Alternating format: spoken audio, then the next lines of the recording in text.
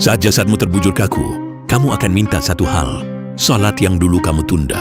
Jangan tunggu penyesalan, baru kamu ingin salat, sementara kamu tidak bisa lagi untuk melakukannya. Jika salat ditinggalkan, ada satu kenyataan yang sering kita hindari, bahwa meninggalkan salat bukan sekadar dosa kecil yang bisa dianggap biasa. Itu adalah jarak antara kita dan Allah. Dan semakin lama kita biarkan jarak itu berubah menjadi jurang. Pada hari ini kita berkata, nanti saja, masih muda, masih panjang umur, tapi kita lupa kematian tidak pernah menunggu siap atau tidak.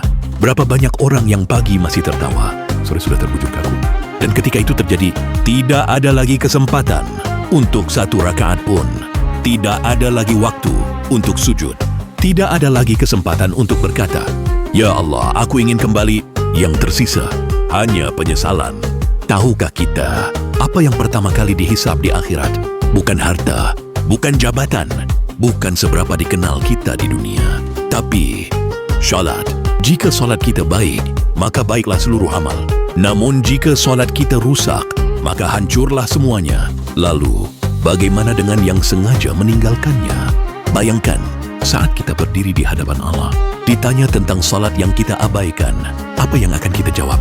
Bahwa kita sibuk, bahwa kita lelah, bahwa kita lebih memilih dunia. Padahal, semua yang kita kejar itu tidak akan menemani kita di dalam kubur, di dalam gelapnya kubur. Yang menemani hanyalah amal. Dan bagi yang meninggalkan salat, ulama mengingatkan, itu bukan sekadar kelalaian, itu tanda hati yang mulai mati. Hati yang tak lagi bergetar saat nama Allah disebut. Hati yang tak lagi rindu untuk sujud. Dan jika hati sudah mati, apa yang tersisa dari hidup ini? Saudaraku, ini bukan tentang menjadi sempurna. Ini tentang menyelamatkan diri. Jangan tunggu sampai ajal datang, baru kita sadar bahwa kita telah jauh. Jangan sampai salat yang kita tinggalkan di dunia menjadi sebab tangisan yang tak pernah berhenti di akhirat. Masih ada waktu. Hari ini, masih ada kesempatan. Detik ini, bangkitlah, ambil wudhu, dan kembalilah. Sebelum panggilan itu datang, bukan lagi untuk salat, tetapi untuk pulang selamanya. Assalamualaikum warahmatullahi wabarakatuh. Bismillahirrahmanirrahim.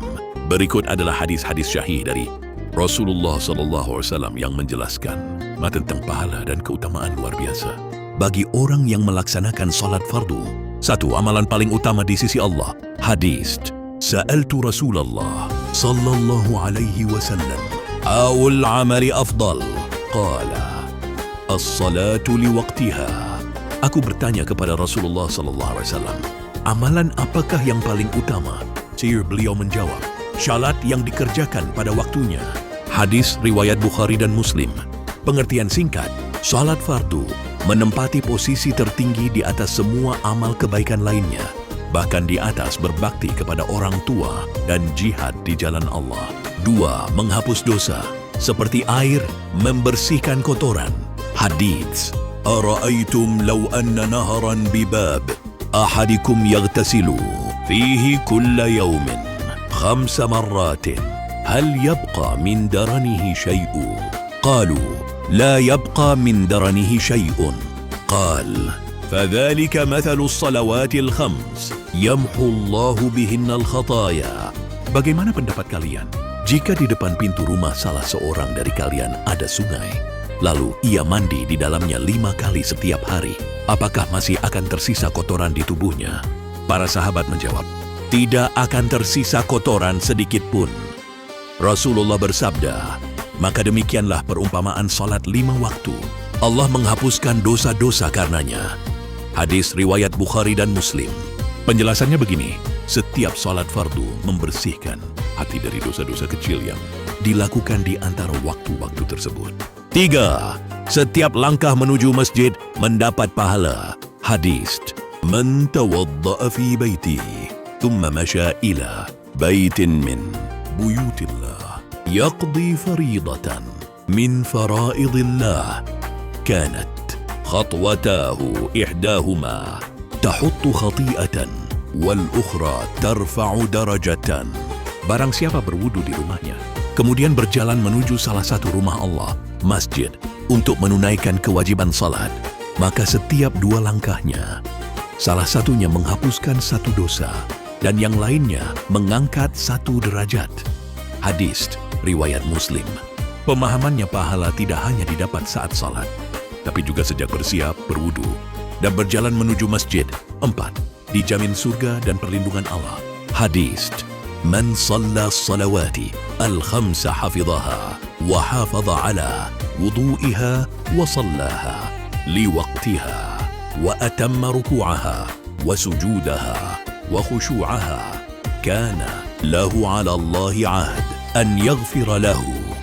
Barang siapa melaksanakan salat 5 waktu, menjaganya, menjaga wudunya, mengerjakannya pada waktunya, menyempurnakan ruku, sujud, dan khusyuknya, maka ada janji dari Allah untuk mengampuninya. Hadis riwayat Abu Daud.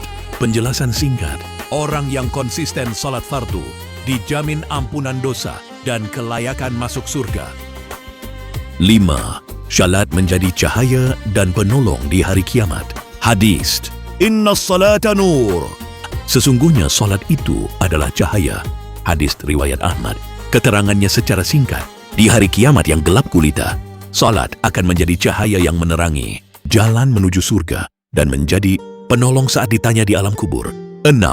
Mendapat syafaat khusus dari Rasulullah SAW. Hadis Man hafadha alaihinna kuntu lahu syafi'a yawmal qiyamah. Barang siapa menjaga salat-salat tersebut, maka aku akan menjadi pemberi syafaat baginya di hari kiamat. Hadis riwayat Tabrani. Penjelasannya begini, Rasulullah berjanji akan memohonkan ampunan dan pertolongan khusus bagi orang yang rajin salat fardu. Ringkasan pahala, amalan paling utama di sisi Allah, menghapus dosa-dosa kecil. Setiap langkah dihitung pahala, dan penghapus dosa dijamin ampunan dan surga. Menjadi cahaya di alam kubur dan hari kiamat, mendapat syafaat Rasulullah. Berikut adalah hadis-hadis syahih dari Rasulullah yang menjelaskan tentang keutamaan, pahala, dan balasan luar biasa bagi orang yang salat, menjaga salat, dan melaksanakannya tepat waktu. Salat adalah amalan paling dicintai dan utama di sisi Allah. Hadis Sa'altu Rasulullah sallallahu alaihi wasallam a'ul amali afdal? Qala as-salatu liwaqtiha. Aku bertanya, amalan apakah yang paling utama? Beliau menjawab, salat yang dikerjakan pada waktunya. Hadis riwayat Bukhari dan Muslim. Penjelasan, salat tepat waktu menempati posisi tertinggi, bahkan di atas berbakti kepada orang tua dan jihad di jalan Allah. Salat menghapus dosa, seperti air membersihkan kotoran. Hadis Mathalus salawatil khams kamathali nahrin jarin azbin ala babi ahadikum yaghtasilu fihi kulla yawmin 5 marrat fama yabqa min daranihi syai'u. Perumpamaan salat 5 waktu seperti sungai yang mengalir jernih di depan rumahmu. Jika kamu mandi di dalamnya 5 kali sehari, tidak akan ada kotoran yang tersisa. Hadis riwayat Bukhari dan Muslim. Hadis lain, Innal abdal muslima idza shalla as-salata tasaqatat anhu khatayahu kama yatasaqatul waraqu minasy syajara.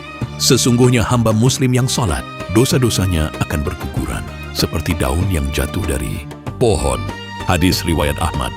Orang yang salat dijamin masuk surga. Hadis Qala Allah Ta'ala faradtu ala ummatika 5 salawat wa ahidtu lahum ahdan annahu man hafadha alayhinna liwaqtihinna adkhaltuhu al-jannata wa man lam yahfadhunna lam yakun lahu dhalika al-ahdu. Allah berfirman, aku mewajibkan salat 5 waktu bagi umatmu, dan aku berjanji, barang siapa menjaganya tepat waktu, pasti aku masukkan ke surga. Dan barang siapa tidak menjaganya, maka ia tidak mendapatkan janji itu. Hadis riwayat Ahmad. Menjadi cahaya sebagai bukti dan keselamatan di hari kiamat. Hadis Man hafadha 'alaiha kanat lahu nuran wa burhanan wa najah yaumal qiyamah. Barang siapa menjaga salatnya, maka salat itu akan menjadi cahaya, bukti kebenaran dan penyelamat baginya di hari kiamat. Hadis riwayat Tabrani. Penjelasan secara singkat, di hari yang gelap dan menakutkan salat akan menerangi jalan dan menjadi bukti bahwa Ia adalah hamba yang taat. Sampai di sini penjelasannya, semoga bermanfaat. Assalamualaikum warahmatullahi wabarakatuh.